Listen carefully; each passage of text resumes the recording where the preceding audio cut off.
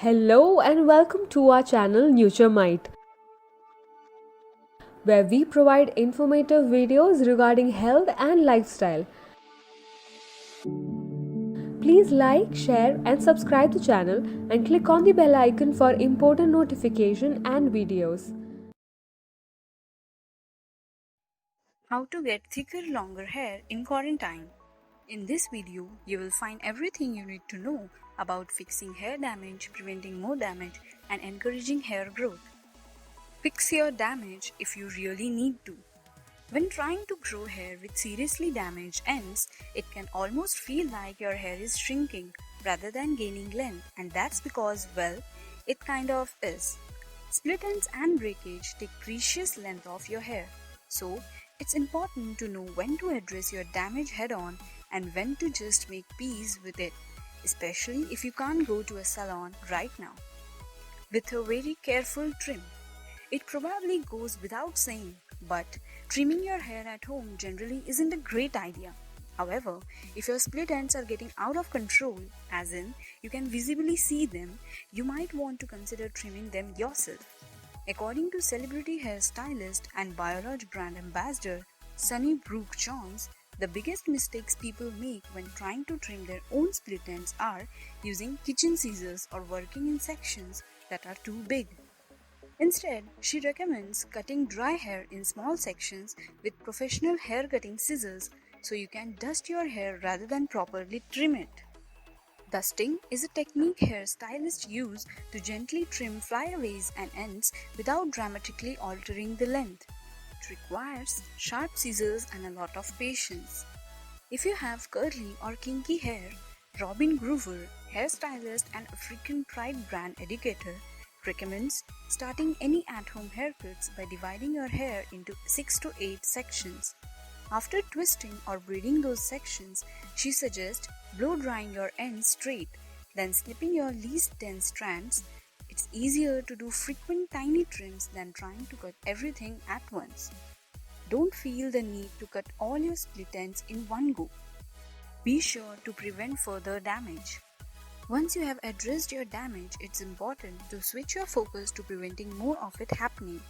Our poor hair can be damaged by everything under the sun, including the sun. So it's important to assess every step of your hair routine, looking for clues like a tiny damage-seeking detective.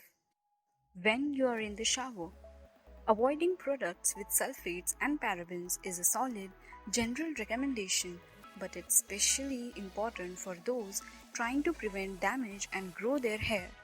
Strong shampoos can injure hair follicles.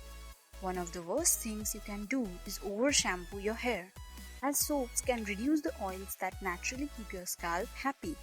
The less you wash your hair, the better. When you are drying off, heat isn't great for your hair.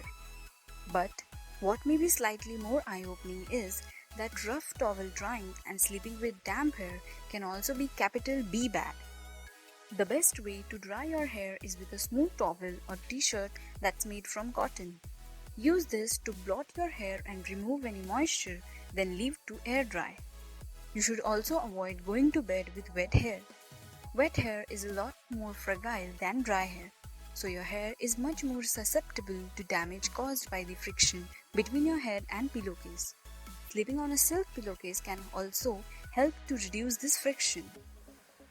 When you're actually styling, according to Jones, sun, wind, and water all put the same kind of stress on your hair that hair drying, straightening, and curling does. The best thing you can do for your hair is avoid these things as much as possible. Makes sense.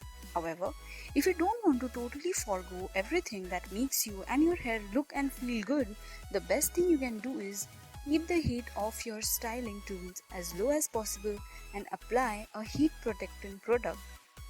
Excessively brushing your hair, combing it while it's wet, and back combing can also lead to breakage, so the same rule applies. Do these things as little as necessary and when you just need to, go easy. Even if you are not heat styling, it's also important to consider how you are wearing your hair. According to Phipps, wearing your hair in a tight ponytail, bun, or braids can also cause damage. This constant pulling on the hair shafts causes tension and pressure on the follicle roots. Over time, this tension causes damage that leads to breakage and eventually could permanently damage the follicles and lead to hair loss, also known as traction alopecia. If these styles are required for certain events or activities, only leave the hair in that style for as short a time as possible. Encourage some extra growth. Personal, career, physical, growth is all that we need. We are all chasing it, especially those of us who have big Rapunzel inspired hair dreams. But when talking about hair growth in particular, it's just as important to talk about hair loss, which is often at the root of your personal creeps. If you are noticing more hair than usual in your drain, hairbrush, floor, or bed, you may have a hair loss problem.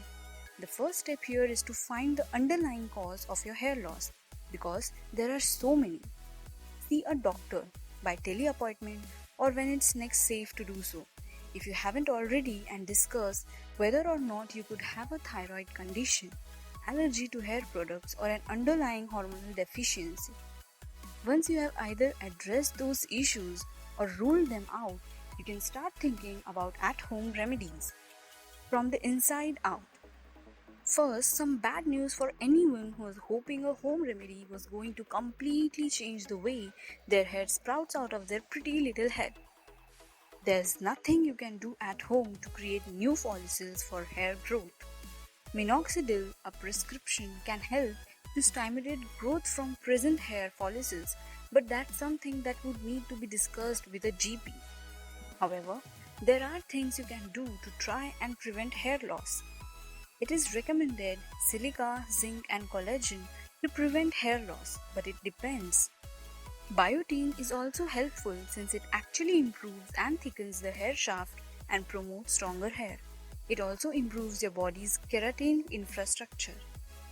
And from the outside in, there have been a number of studies that have found that scalp massage can actually encourage hair growth and physically thicker hair follicles. The research is pretty limited at the moment.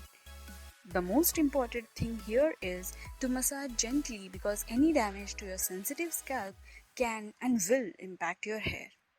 So, these were some of the tips that we all need to know and follow for our better hair care.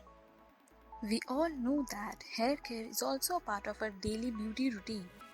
Not only women but men also have to look after their hair care problems.